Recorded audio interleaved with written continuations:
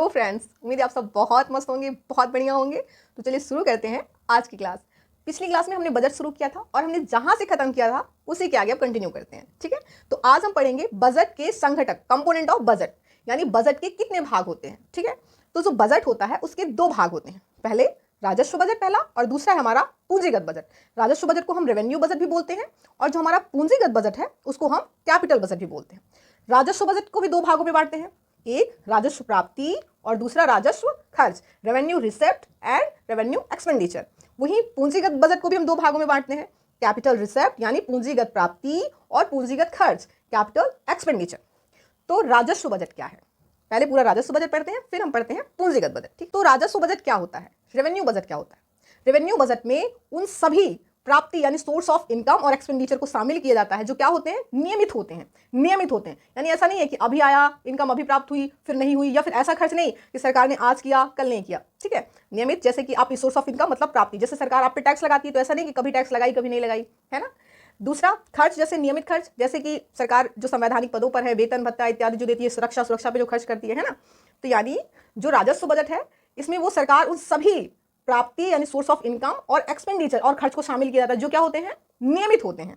और राजस्व बजट को हमने दो भागों में बांटा था, राजस्व प्राप्ति रेवेन्यू रिसिप्ट और राजस्व खर्च। ठीक है, रेवेन्यू एक्सपेंडिचर। तो राजस्व प्राप्ति क्या है, राजस्व प्राप्ति के अंतर्गत उन सभी प्राप्तियों को रखा जाता है जो नियमित हों। पहला जो नियमित हो और दूसरा जो सरकार पे किसी भी प्रकार की देयता सृजित नहीं करती।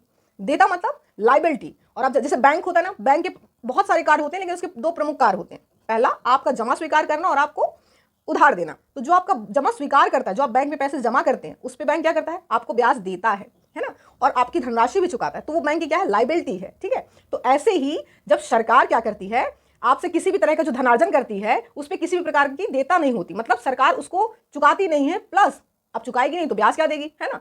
तो इसका मतलब है राजस्व प्राप्ति में उन सभी प्राप्तियों को शामिल किया जाता है जो क्या होती है, सरकार पे किसी भी तरह की देयता सृजित नहीं करती, यानी लायबिलिटी नहीं होती। और पहला हमने बताया था जो नियमित होती है। ठीक है, नियमित हो और किसी भी प्रकार की देयता सृजित नहीं करती। ठीक है, अब जो राजस्व प्राप्ति है ये दो प्रकार से होती है। एक होती है कर से प्राप्ति, कर से राजस्व प्राप्ति। कर से जैसे सरकार आप पे विभिन्न प्रकार के कर लगाती है, वो प्रत्यक्ष भी हो सकते हैं और अप्रत्यक्ष भी हो सकते हैं। जैसे हमारे प्रत्यक्ष कर में क्या आता है, जैसे आयकर, निगम कर, ये हमारे प्रत्यक्ष कर होते हैं। अप्रत्यक्ष कर जैसे जीएसटी। ठीक है, तो इस प्रकार सरकार आपसे जो कर लेती है, जो टैक्स लेती है, क्या आपको वापस कर देती है ये बोल के लेती है चलो आज हम आपसे टैक्स ले लेते हैं, कल हम आपको ब्याज सहित वापस कर देंगे, नहीं ना। यानी इस पे सरकार की किसी भी प्रकार की देयता नहीं होती। ठीक है, तो ये कर से प्राप्ति का स्रोत हो गया। एक है गैर कर से राजस्व प्राप्ति। गैर कर से राजस्व प्राप्ति कैसे, यानी ऐसे स्रोत जहां से सरकार क्या करती है, आय तो प्राप्त करती है, यानी प्राप्ति तो करती है, लेकिन इस पे भी क्या होती है, देयता सृजित नहीं होती, यानी इस पे भी वो कर या ब्याज नहीं चुकाती। जैसे आप उदाहरण ले ले, जैसे ब्याज से प्राप्ति, सरकार ने किसी को ब्याज दिया, ठीक है, कोई कंपनी या विदेशों में ब्याज दिया, ठीक है, अब उससे जो प्राप्ति हो रही है, ठीक है, वो आपकी क्या है, गैर कर से प्राप्ति। नेक्स्ट जैसे लाभांश से प्राप्ति, जैसे तीसरा एग्जांपल लेने, जुर्माना या कोर्ट फीस, जैसे आप रूल्स ऑफ द रोड तोड़े या बहुत प्रकार के जो जुर्माने होते हैं आप पे लगाए जाते हैं, या कोर्ट कानूनी फीस जो होती है, वहां आप जो पैसे देते हैं वो भी आपसे पैसे प्राप्त तो कर रही है सरकार, और आप देख रहे हैं इनमें सरकार किसी प्रकार की देता नहीं है, लेकिन जो आपकी प्राप्ति कर रही है वो क्या है, कर से इतर है। ठीक है, नेक्स्ट जैसे उपहार या अनुदान, सरकार आप देखते हैं अगर हमारे देश की कोई जो राष्ट्राध्यक्ष हैं, जैसे प्रधानमंत्री हैं, अगर बाहर विदेशों में भ्रमण करते हैं तो उनको उपहार मिलते हैं, उससे जो उनको प्राप्ति होती है, प्लस सब्सिडी अनुदान जो होते हैं, जैसे कि आप देखते हैं विश्व स्तर पर बहुत सारी सब्सिडी चलाई जाती है, सहायता अनुदान चलाए जाते हैं, जैसे कि अल्पोषण को दूर करने के लिए, बहुत सारी बीमारियों के लिए टीके इत्यादि मुफ्त में दिए जाते हैं। तो इससे जो सरकार को जो प्राप्ति होती है, इससे सरकार को जो प्राप्ति हो रही है वो राजस्व प्राप्ति हो, और इस प्राप्ति, ये प्राप्ति कैसी है, बिना कर की प्राप्ति है, प्लस इसमें किसी भी प्रकार की देयता नहीं है। तो उपहार और अनुदान।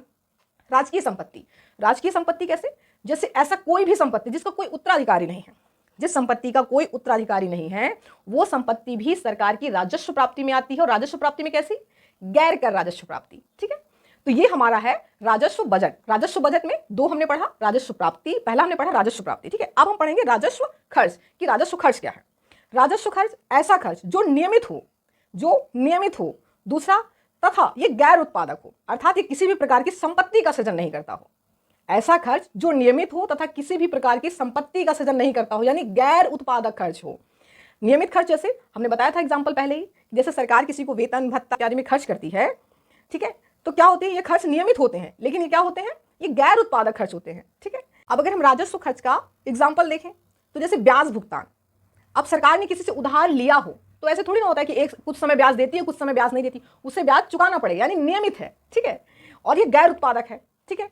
दूसरा हम देखते हैं सरकार अगर सब्सिडी देती है, आपके उत्पादक गैर उत्पादक ये जो लाभ है उसको प्रत्यक्ष देखना, ऐसे नहीं देखना कि सरकार ने जो ब्याज लिया था उसको फिर कल्याणकारी योजनाएं शुरू की तो उससे उत्पादन हो रहा, नहीं, आप प्रत्यक्ष देखें, सिर्फ इसमें प्रत्यक्ष देखना है, ठीक है। तो सरकार की जो ब्याज भुगतान है वो कैसा है, राजस्व खर्च है। और आपको पता होना चाहिए सरकार जो ऋण लेती है उसमें जो ब्याज देती है वो कुल जो चुकाया होता है, कुल राजस्व खर्च का 20% मात्र ऋण जो चुकाती है सरकार वो होता है, ठीक है।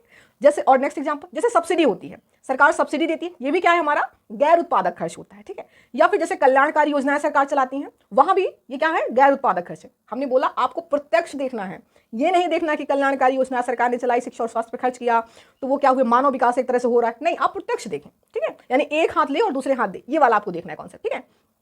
तो कल्याणकारी योजनाओं पे जो खर्च है वो भी क्या है, हमारा गैर उत्पादक खर्च है। अगर हम कर्मचारियों के जैसे वेतन भत्ता इत्यादि में देखें तो ये भी हमारे क्या है, गैर उत्पादक खर्च है। अगर हम रक्षा क्षेत्र में देखें तो रक्षा क्षेत्र में आप देखें दो प्रकार का खर्च होता है, एक विकासात्मक खर्च और एक होता है गैर विकासात्मक खर्च।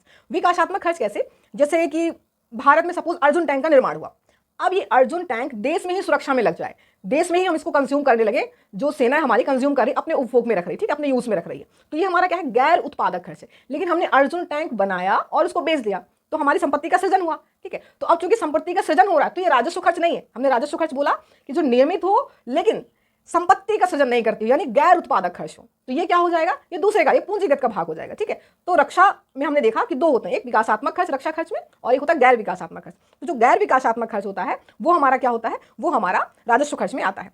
तो इस प्रकार हमने देखा, ये आप देखें सरकार अगर सरकार किसी को उपहार देती है या अनुदान देती है वो भी क्या है, हमारा राजस्व खर्च का हिस्सा है, ठीक है। इसमें भी किसी प्रकार का उत्पादन नहीं सृजित होता, यानी संपत्ति का सृजन नहीं होता।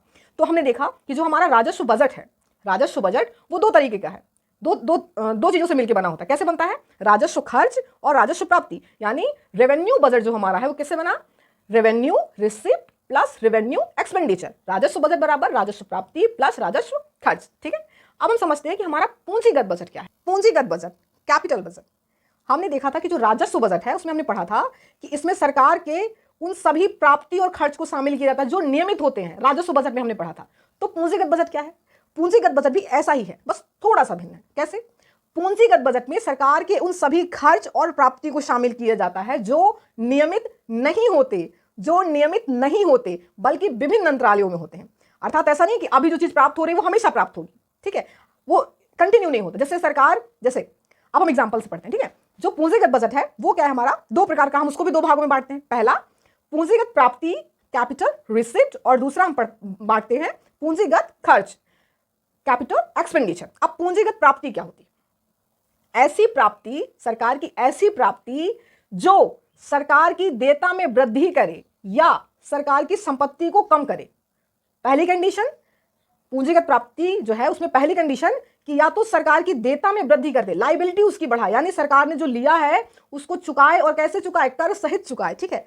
तो पहली सरकार की देयता में वृद्धि करती है कौन, पूंजीगत जो हमारा प्राप्ति है वो सरकार की देयता में वृद्धि करती है या सरकार की संपत्ति को कम करती है, सरकार की संपत्ति को कम करती है। अब हम उदाहरण से समझते हैं, जैसे विनिवेश, ठीक है। विनिवेश हमने बताया था क्या होता है, जब सरकार अपने स्वामित्व या क्या करती है, अपनी संपत्ति को बाजार में विक्रय करती है, तो उससे क्या हुआ, हमें पूंजी की प्राप्ति हुई, ठीक है। लेकिन चूंकि उसकी संपत्ति से उसका स्वामित्व क्या हुआ, खत्म हुआ, उसकी संपत्ति खत्म हो गई, संपत्ति में कमी आई, तो पूंजी की प्राप्ति तो हुई, ये हमारी पूंजीगत प्राप्ति, लेकिन संपत्ति कम हुई, ठीक है, तो क्या हुआ, ये पूंजीगत प्राप्ति है, ठीक है। या फिर जैसे सरकार क्या करती है, दिए गए ऋण की वापसी, सरकार ने किसी ने सरकार से ऋण लिया था, उधार लिया था, ठीक है।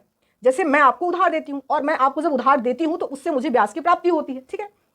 अब अगर आप मुझे जो आपने मुझसे ऋण लिया वो मुझे वापस कर दें, अब आपने मुझे चूंकि वापस कर दिया तो क्या हुआ, मेरी संपत्ति कम गई, यानी मुझे जो ब्याज मिल रहा था अब वो खत्म हो गया, है ना। तो मेरा पैसा तो मेरे पास आया, यानी आपने जो मुझसे ऋण लिया था, उधार लिया था, वो मुझे वापस तो कर दिया, यानी मेरी संपत्ति में सृजन तो हुआ, मुझे प्राप्ति तो हुई, लेकिन मेरी संपत्ति क्या हुई, कम हो गई। मुझे जो ब्याज मिल रहा था जिससे मेरी संपत्ति बढ़ रही थी वो क्या हुई, कम होगी, ठीक है। तो लिए जो आपने ऋण लिया था मुझसे, तो जो दिए गए जो ऋण है जब उसकी वापसी होती है तो वो भी क्या है, हमारा पूंजीगत प्राप्ति, ठीक है। नेक्स्ट अगर आप देखिए उधार से प्राप्ति, ठीक है। जैसे सरकार किसी से उधार अब ले रही है, सरकार उधार ले रही है तो उसकी क्या हुई, पूंजी में वृद्धि हो रही है, यानी पूंजीगत वृद्धि हो रही है, उसकी पूंजी में पूंजी सृजन हो रहा है, पूंजी उसकी बढ़ रही है, ठीक है। यह है हमारी पूंजीगत प्राप्ति, ठीक है। लेकिन चूंकि सरकार आपसे उधार ले रही है तो उसकी क्या होगी, देयता बढ़ेगी, उसकी लायबिलिटी बढ़ेगी। ऐसा तो है नहीं कि उधार ले लेगी तो उसको कर्ज नहीं चुकाना पड़ेगा, मूलधन नहीं देना पड़ेगा, ठीक है। तो जब सरकार उधार लेती है, यानी उधार से जो प्राप्ति होती है उसमें क्या होती है, हमारी देयता बढ़ रही है, तो ये कैसा प्राप्ति है, ये हमारी पूंजीगत प्राप्ति है। जैसे नेक्स्ट एग्जांपल अगर हम देखें कि लघु बचत योजनाएं, लघु बचत योजना जैसे आप एग्जांपल लें सुकन्या समृद्धि योजना, ठीक है। अब इसमें क्या होता है, जो बच्चियां होती हैं, जब बच्ची का जन्म होता है तो उसके माता पिता क्या करते हैं, बैंक अकाउंट में बच्ची के नाम से पैसे जमा करते हैं। अब ऐसा तो है नहीं कि सरकार के बैंक में जो हमने पैसे जमा कर दिए उसको सरकार रख लेगी अपने पास, सरकार उसको वापस करती है। कैसे? ब्याज सहित वापस करती है, ठीक है। तो जब तक आप उस पर जमा कर रहे थे तो सरकार को क्या हो रही थी, प्राप्ति हो रही थी, सरकार की प्राप्ति हो रही थी, तो ये पूंजीगत प्राप्ति हुई। लेकिन चूंकि इसको जब सरकार वापस करती है तो उसकी क्या होती है, देयता बढ़ जाती है, ठीक है। तो ये हमने देखा कि पूंजीगत प्राप्ति कैसे होती है। पूंजीगत प्राप्ति मतलब ऐसी प्राप्ति जो सरकार की देयता में या तो वृद्धि करे या तो संपत्ति को कम करे, उससे हम क्या बोलते हैं, पूंजीगत प्राप्ति। अब पूंजीगत खर्च क्या है? ऐसा खर्च जो उत्पादक खर्च होता है। पूंजीगत खर्च जो होता है वो क्या होता है, हमारा उत्पादक खर्च होता है। अर्थात जो पूंजीगत खर्च होता है वो क्या होता है, संपत्ति का सृजन करता है या संपत्ति का निर्माण करता है। पूंजीगत खर्च ऐसा खर्च जो उत्पादक खर्च होता है तथा जो संपत्ति का निर्माण या सृजन करता है, इसे हम कैपेक्स भी बोलते हैं, कैपिटल एक्सपेंडिचर, ठीक है। इसका उदाहरण जैसे सरकार ने आधारभूत संरचना पे खर्च किया, ठीक है।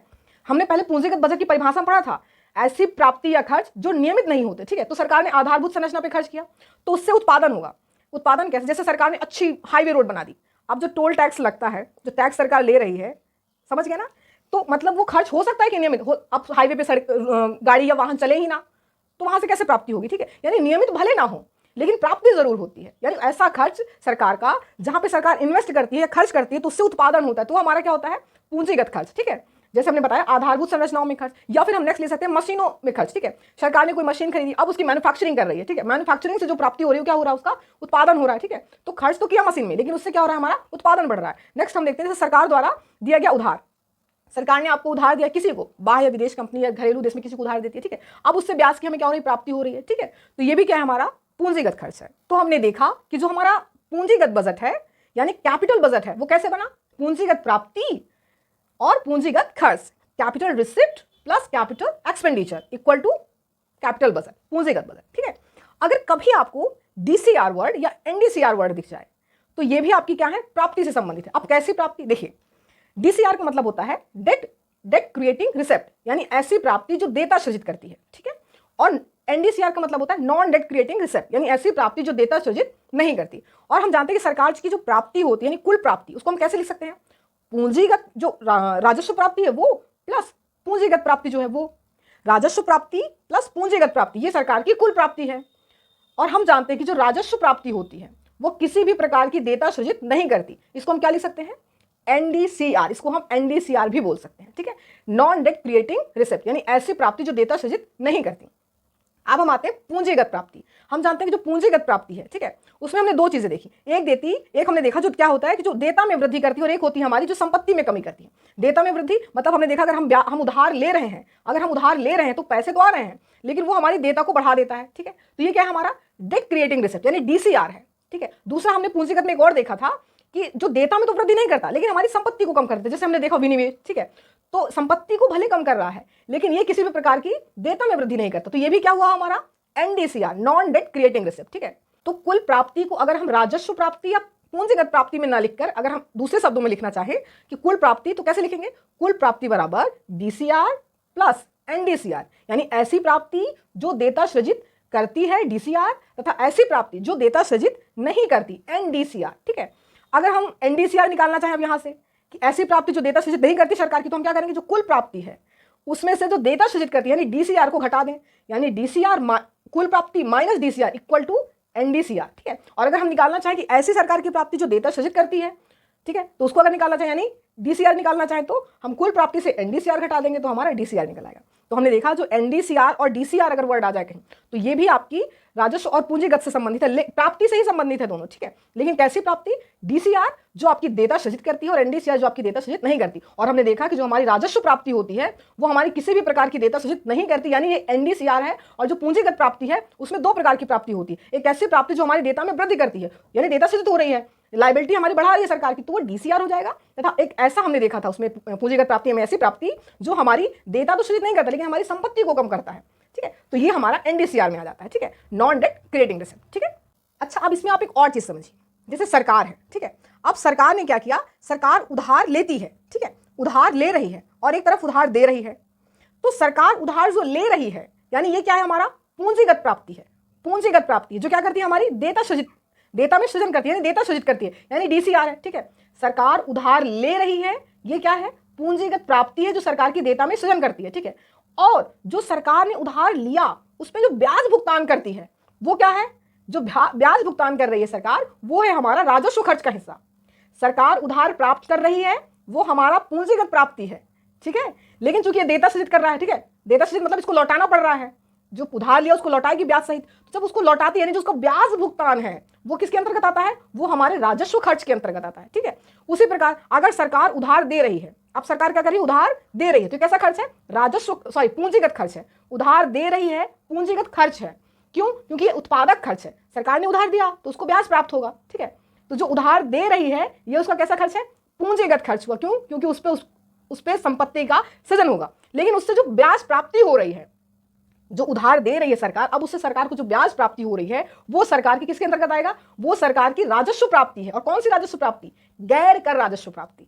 तो आपने देखा कैसे उधार जो सरकार ले रही है, दे रही है, दोनों लेने में भी पूंजीगत और राजस्व दोनों संबंधित हैं, और पूंजीगत और राजस्व लेने में भी संबंधित है। ठीक है, आप फिर से समझे कि सरकार है, सरकार ने क्या किया, आपसे उधार, सरकार उधार ले रही है, उधार ले रही है, कैसा खर्च है, हमने देखा कैसी प्राप्ति है, पूंजीगत प्राप्ति। उधार ले रही है, सरकार को प्राप्त हो रहा है धन, तो ये पूंजीगत प्राप्ति है। लेकिन अब उधार पे उसको चुकाना भी है उधार, और ब्याज भी चुकाना है, यानी उसकी देयता में वृद्धि हो रही है। तो जो ब्याज चुकाएगी, जो ब्याज भुगतान है, वो कौन सा खर्च है, वो राजस्व खर्च है। ठीक है, ठीक वही वैसे ही अगर सरकार उधार दे रही है, तो हमने बोला कि जब सरकार उधार देती है और उससे संपत्ति का सृजन हो तो कैसा उधार है, वो राजस्व खर्च है। वो कैसा खर्च है, राजस्व खर्च है, क्यों, क्योंकि इससे संपत्ति का सृजन हो रहा है। भाई उधार दिया सरकार ने, अब उसको ब्याज की प्राप्ति होगी, लेकिन वो जो ब्याज की प्राप्ति हो रही है, फिर उधार देना, संपत्ति का सृजन होना तो पूंजीगत खर्च के अंतर्गत आया, लेकिन वो जो ब्याज की प्राप्ति हो रही है वो कौन सी प्राप्ति है, वो राजस्व प्राप्ति। और राजस्व प्राप्ति में भी कैसी, गैर कर राजस्व प्राप्ति। हमने बजट के जो दो भाग पढ़े, यानी राजस्व बजट और पूंजीगत बजट, अगर हम इसको दूसरे शब्दों में बोलना चाहें तो कैसे बोल सकते हैं,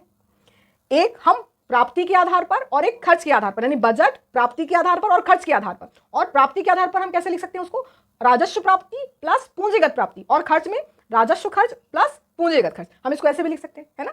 अब एक और बात समझिए, यदि सरकार का जो राजस्व बजट है, राजस्व बजट जो रेवेन्यू बजट है, यदि वो आधिक्य की स्थिति में है तो अर्थव्यवस्था के अच्छेपन को, यानी बेहतरीन अर्थव्यवस्था को दर्शाता है, अच्छे समृद्धि दर को दर्शाता है। लेकिन यदि पूंजीगत बजट आधिक्य की स्थिति में है तो यह अर्थव्यवस्था के पिछड़ेपन को दर्शाता है। हमेशा रखना, जब बजट अधिक बोला जाए तो इसका मतलब होता है कि प्राप्ति अधिक हो खर्च से, प्राप्ति अधिक हो खर्च से। अगर खर्च अधिक है तो वो घाटे का बजट होता है। ठीक है, तो हमने अभी क्या बोला कि राजस्व बजट अगर ज्यादा है, यानी राजस्व बजट आधिक्य की स्थिति में है, तो वो अर्थव्यवस्था की समृद्धि दर को दर्शाता है, यानी बेहतरीन अर्थव्यवस्था को दर्शाता है।